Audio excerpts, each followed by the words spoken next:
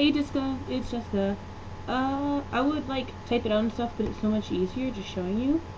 So basically what we have here is the original equation, x plus y is less than 2. Usually for equations you want y by itself. So I subtracted x from both sides, and we got y is less than 2 minus x. And usually here it gets pretty confusing. So what I usually do is I just put in the equal sign instead, so equals y equals 2 minus x. And if you graph that, let's make some ghetto ass tick marks, going old school here. If you graph that, basically you start at 2 and your slope is negative 1, 1. Yeah. So, you're gonna go down 1, oh, down 1, down, until you get a line. Oh, wrong way. Hold on, just kidding. I'm slow, hold on. Okay. Until you get a line like this. Now, since it is, oh, hold on. Ah, wrong way. Like this. Okay, and since it is only less than, you need to make a dotted line. To tell the difference, if you have one like this, right here, you make a dotted line. Because, that's just how the rules go. And this one, you make a straight line. And the way I remember that is that because this one has a line, therefore it's a line, and this one's a dot. Because I don't know why, because the math guru said so.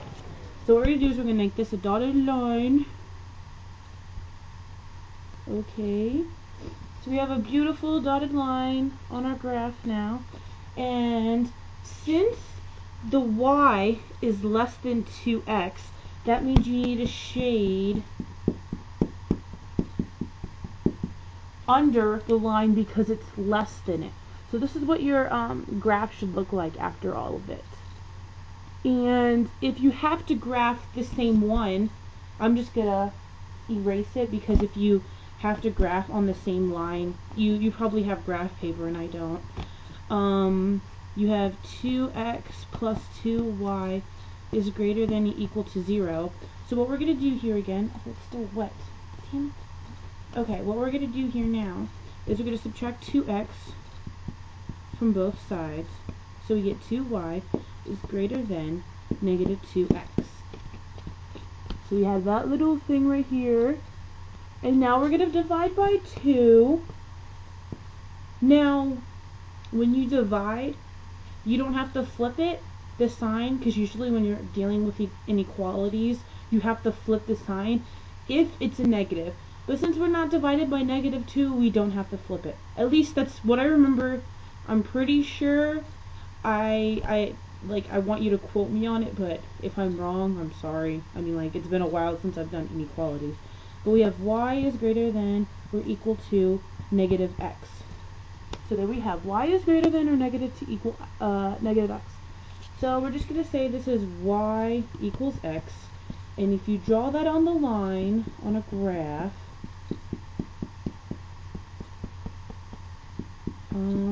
you're just going to get a straight line like this. Well, since it's a negative x, it's going to go the opposite way like this. Because it's going down, it's a negative, yay! And since it's greater than or equal to, it's going to stay straight on the graph.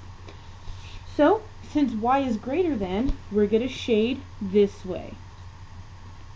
So we'll have it up like that. But if you have to shade it on the same graph, what your teacher probably wants you to do, if you have to do it on the same graph, is that you have to have the little tick marks here.